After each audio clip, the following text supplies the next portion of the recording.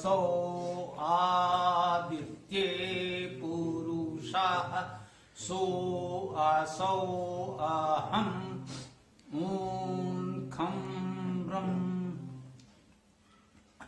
आज हम लोग ऋग्वेद के इंद्र सूक्त में तीसरे मंत्र पर चर्चा कर रहे हैं।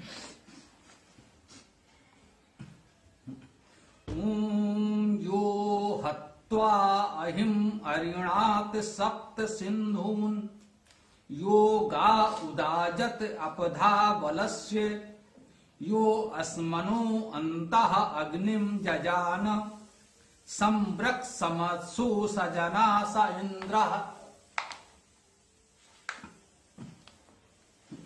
अहिकाहनन सात सरिता बहाई कि अहिकाहनन स्वर दिया सिंधुओं को बल से दबा गान जिसने उठाया जिन्होंने शिला माध्य में अग्नि जन्मा समादान करता वही इंद्र लोगों। इस सूक्त में प्रत्येक मंत्र के अंत में आता है सजना से इंद्रा, वही इंद्र लोगों। हे लोगों, वही इंद्र है जिसमें ये गुण हैं, जिसने ऐसे ऐसे कार्य किए हैं, वही इंद्र है। इस विधा में, इस मंत्र में इंद्र अर्थात परमेश्वर के विषय में बताया जा रहा है। हम जानते हैं इंद्र शब्द का अर्थ है परम ऐश्वर्यवान परमेश्वर। जो जिसने हत्वा, हनन कर, हन मारना, हनन करना, जिसने हनन किया, अहिम, हनन किसका किया? जो अहि है, अहिम, अहि का हनन। अहि क्या है? आ उपसर्ग है, नहीं। ही धातु है, गति वृद्धि करने के अर्थ में इसे सामान्यतः हम लोग हित कहते हैं। ही धातु से हित बनता है। तो जो अहि है, अहितकारी है, जो हमारे लिए अहितकर है, उसको मारता है। जो हत्वा अहिम, जो अहि को मारता है, अहि को मारकर अरिणात् सप्त सिंधून। अरिणात्, अरिणात् का अर्थ है गतिशील किया, शब्द किया। दो अर्थ हैं। री जाना लेना के अर्थ में है। ऋण धातु का अर्थ शब्द करना, अल्प होना भी है। तो अरिणात् का अर्थ है गतिमान किया, प्रवाहित किया और शब्द किया, ये अर्थ भी है। जो हत्वा अहिम, जिसने अहि अर्थात अहितकारी का हनन करके प्रवाहित किया, क्या? सप्त सिंधून। सप्त का सामान्य अर्थ हम लोग जानते हैं, सात संख्या है। सप्त सिंधून का अर्थ होगा सात सिंधुओं को। ये सात सिंधु क्या हैं? आज भी हम लोग जानते मानते हैं कि इस पृथ्वी पर 7 महासागर हैं। यदि सिंधु का सामान्य प्रचलित अर्थ समुद्र से लिया जाए तो 7 समुद्रों को, 7 महासागरों को ऐसा भावार्थ लिया जा सकता है। क्या वेद की रचना के समय उस अति प्राचीन काल में संपूर्ण पृथ्वी के इन 7 महासागरों की जानकारी उपलब्ध थी? एक आस्था धारणा है कि हमारे उन अनाद ऋषियों को तो सब कुछ जानकारी थी, सर्वज्ञ थे, त्रिकालदर्शी थे। कुछ लोग कहते हैं भूत भविष्य वर्तमान की संपूर्ण जानकारी उन्हें होती थी। बिना कहीं गए एक स्थान पर बैठे हुए वे सब कुछ जान लेते थे। इस आस्था विश्वास के आधार पर तो कुछ भी कहा जा सकता है, सब कुछ जानते थे।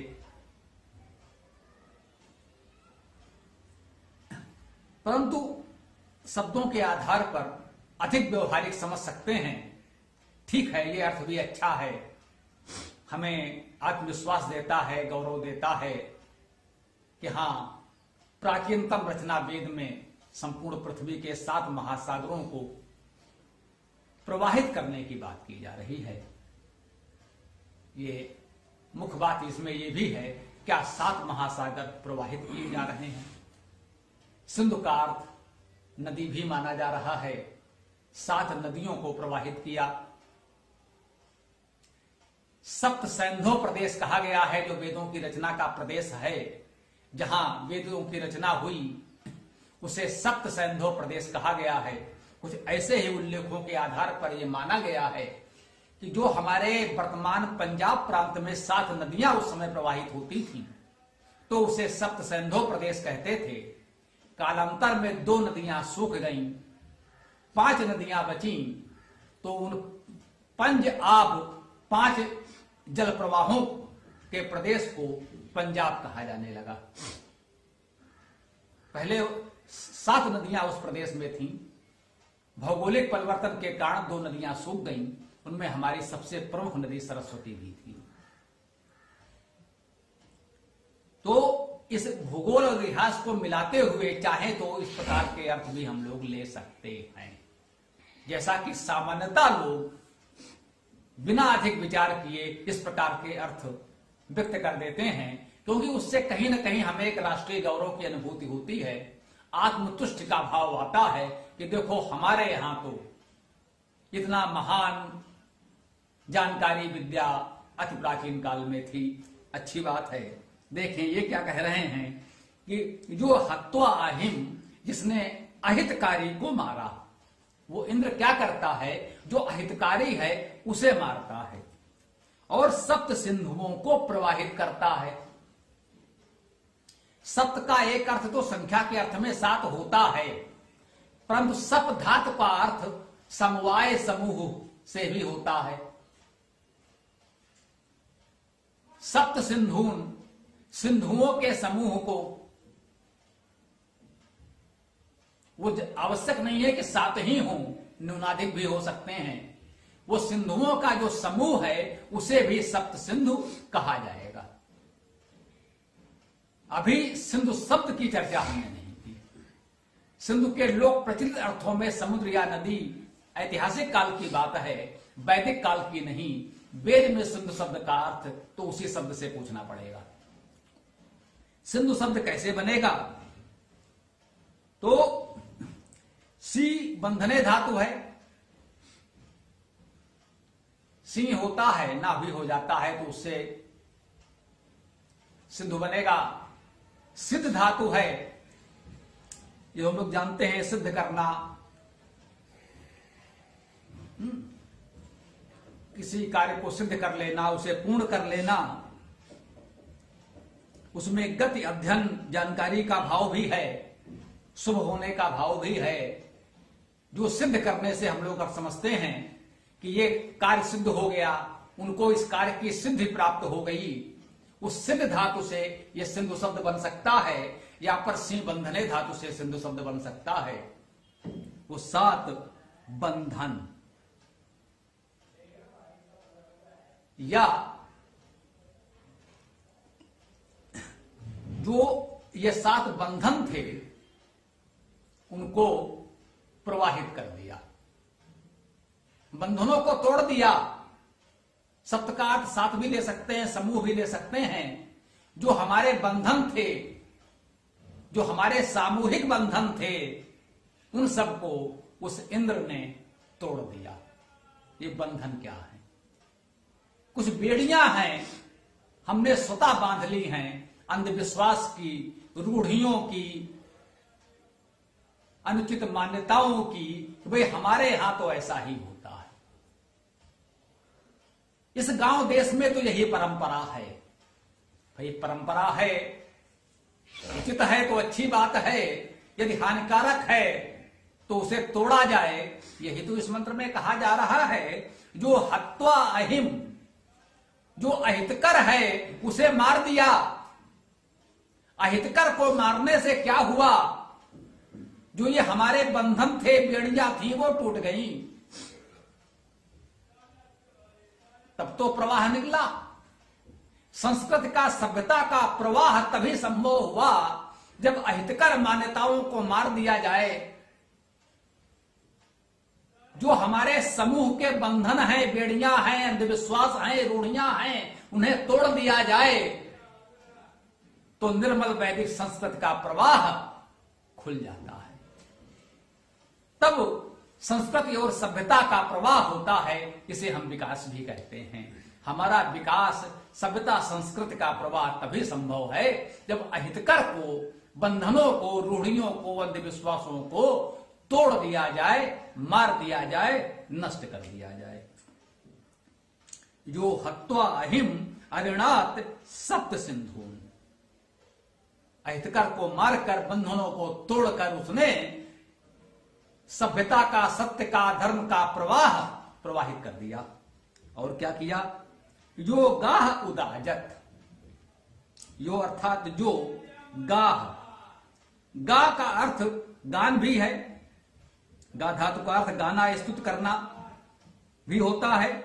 हम गायन करते हैं, स्तुति करते हैं, वो गान भी है, गा। गम का अर्थ जाना भी है,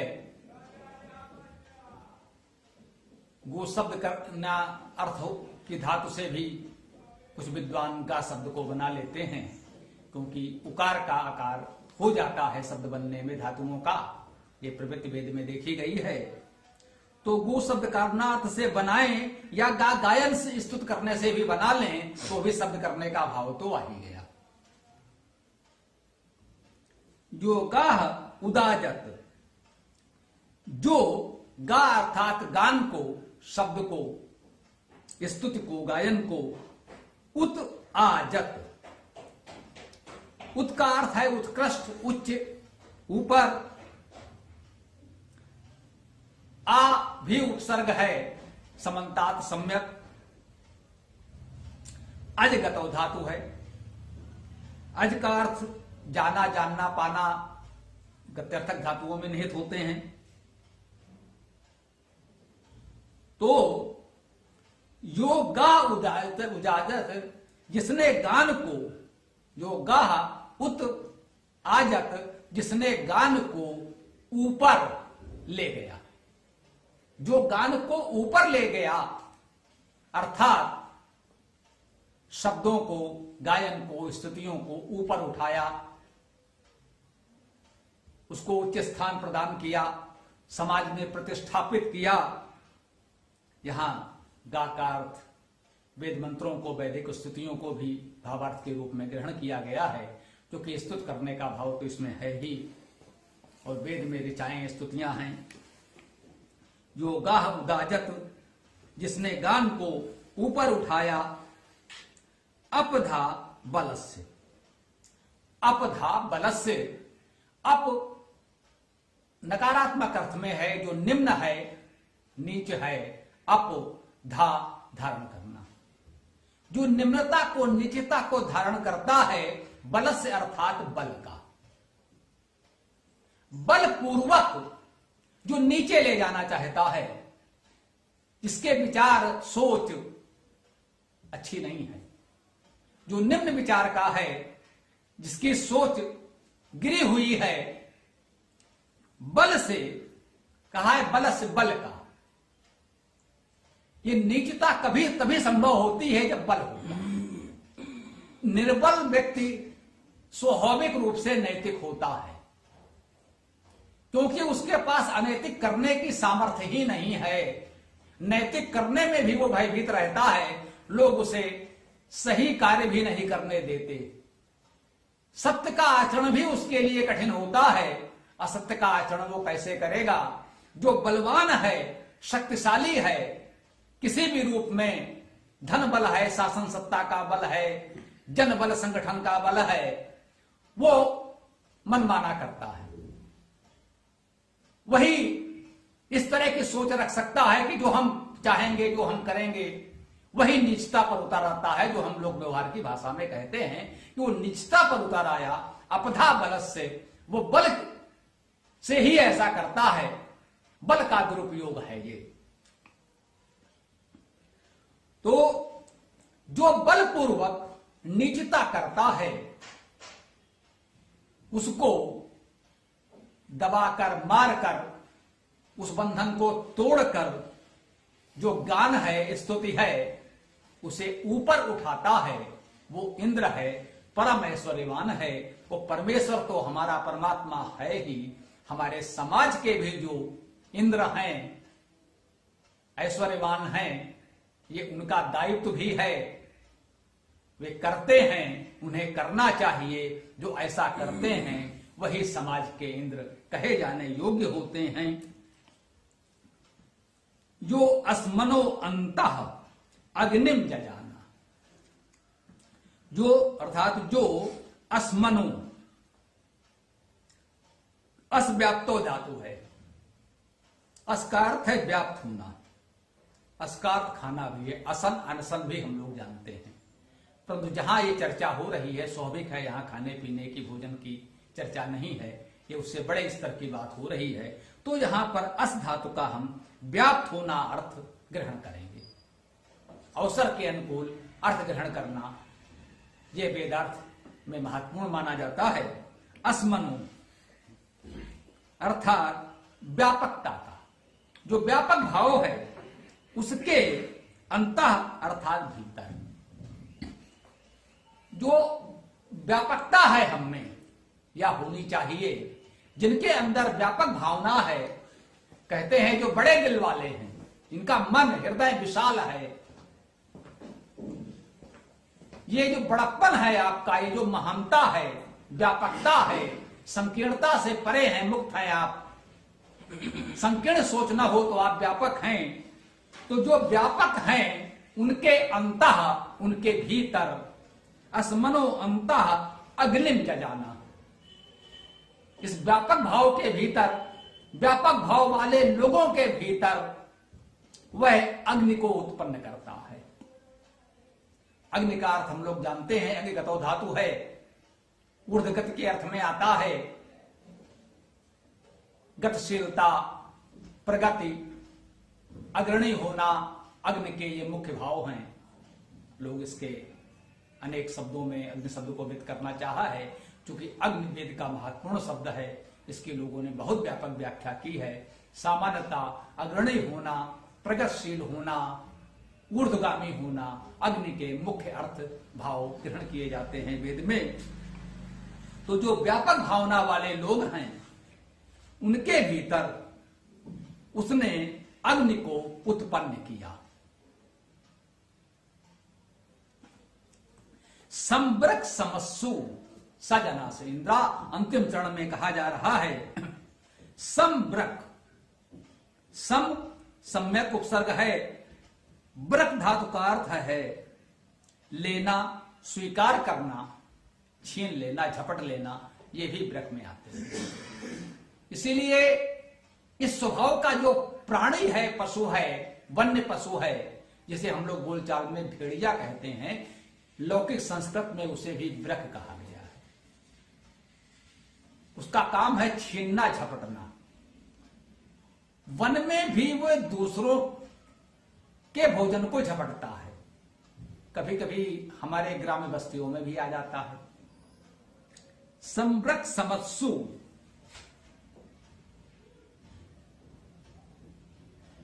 परंतु जब यह कहा गया है वो सम्यक रूपेण आदान करेगा, ग्रहण करेगा, वो छीना झपटी नहीं करेगा। यहां ब्रक का अर्थ है ले लेना, ग्रहण करना। जब वो पाश्विकता में जाता है तो छीनने झपटने का भाव सम्मिलित हो जाता है, परंतु सज्जनों के बीच उचित रूप से ग्रहण करने के अर्थ में ही आएगा। इसीलिए इसमें उपसर्ग लगा दिया संब्रक, सम्यक रूपेण आदान करने वाला, वो छीनेगा नहीं, भली भांति सम्यक रूप से समाज के हित में सही तरीके से वो लेगा। इस तरह से जब आदान करता है, संब्रक समत्सु, समत्सु में सम उपसर्ग है तो अत धातु है निरंतर गतिशीलता। अत धातु का अर्थ है निरंतर गति करना। एक है गति करना, चले, अत धातु है निरंतर गति करना, अविराम गति। प्रकृति में अविराम गति है, सारे ग्रह नक्षत्र सब में अविराम गति है, वो निरंतर गतिशील हैं। यदि गति में विराम आ जाए तो वही सारी सृष्टि की व्यवस्था भंग हो जाएगी, जिसे हम लोग कल्पना करते हैं महाप्रलय हो जाएगी। यदि ये पृथ्वी, चंद्रमा, सूर्य, तारे अपने अपने परिक्रमा पथ पर जब तक गति कर रहे हैं तब तक ये व्यवस्था बनी हुई है। यदि इस गति में व्यवधान आ जाए तो सब एक दूसरे से टकरा कर नष्ट हो जाएंगे। तो अत धातु का अर्थ है निरंतर गति करना। बाद में संतों ने कहा चरय वेति, चलते रहो रुको मत। गतिशीलता में जीवन है, विराम में मृत्यु है। नदी प्रवाहित है तो उसका जल शुद्ध है, वही जल जब किसी तालाब में स्थिर हो जाता है तो गंदा हो जाता है, मैला हो जाता है। जब तक नदी प्रवाहित है तब तक उसका जल शुद्ध होता है। तो सम्यक समत्सु, एक तो कहें सम्यक निरंतर गतिशीलता में, सु सप्तमी है, बहुवचन में के अर्थ में है, सम्यक निरंतर गतिशीलताओं में। और सम धातु का अर्थ है समान रहना, न घबराना, सभी स्थितियों में हम समान रहें, समानता का भाव हो, यह अर्थ भी है। तो समानताओं में, सम्यक रूपेण निरंतर गतिशीलता में और समानता के भाव में वो सम्यक है, सम्यक रूपेण आदान करता है। जब वो समानता के भाव से आदान करेगा, सम्यक आदान करेगा, तो ये समाज के हित में होगा। यहां पर सकारात्मक आदान है, ग्रहण करना है, क्योंकि अहितकारी को तो मारकर ही ये मंत्र प्रारंभ हुआ है, हत्वा अहिम। जो अहितकर है उसे तो मारना है। समानताओं में सम्यक रूपेण आदान प्रदान करना है, ग्रहण करना है, जितना आवश्यक है वो ग्रहण करे। जिनमें ये गुण हैं तो मंत्र कहता है सजना से इंद्र, जिनमें ऐसे गुण हो हे लोगों वह इंद्र है, वही इंद्र है, वही इंद्र लोगों। सजना से इंद्र, सजना से इंद्र, वही इंद्र लोगों, वही इंद्र लोगों। इंद्र तो वही है।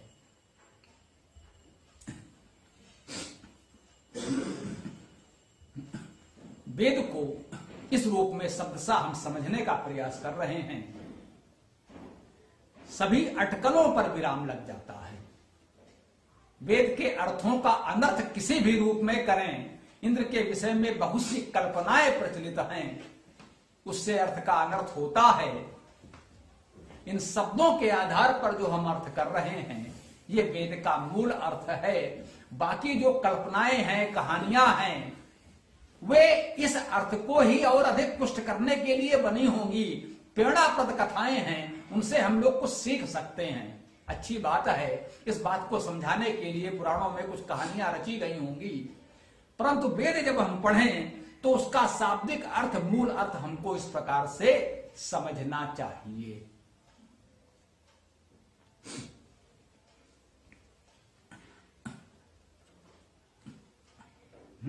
मेरा मन है इधर कुछ चर्चा चल रही है, एक बात इस पर कर दें। अभी देखा समाचार माध्यमों में एक समाचार चल रहा है धर्मांतरण को लेकर। कुछ लोग चिंतित हैं कि हमारे कुछ प्रांतों में ईसाई या मुस्लिम वर्ग के लोग धर्मांतरण करा रहे हैं।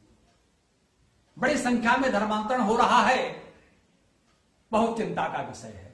हां बिल्कुल है, चिंता का विषय है और होना भी चाहिए। चिंता का विषय तो स्वाभाविक है, परंतु उससे आप जिस प्रकार से व्यवहार करना चाहते हैं, बात केवल चिंता तक सीमित नहीं रहनी चाहिए, उसके कारण और समाधान पर भी बात होनी चाहिए। ये धर्मांतरण क्यों हो रहा है? चाहे ईसाई संगठन हो या मुस्लिम संगठन हो, वे धर्मांतरण हिंदुओं का ही क्यों कराते, एक दूसरे का क्यों नहीं करा लेते? मुसलमान लोग ईसाइयों का धर्मांतरण कराकर मुसलमान नहीं बना पाते, ईसाई लोग मुसलमानों का धर्मांतरण कराकर ईसाई नहीं बना पाते, दोनों ही हिंदुओं का ही धर्मांतरण क्यों कराते हैं? ये देश हमारा है, शासन हमारा है, बहुमत हमारा है, फिर भी धर्मांतरण हमारा होता है।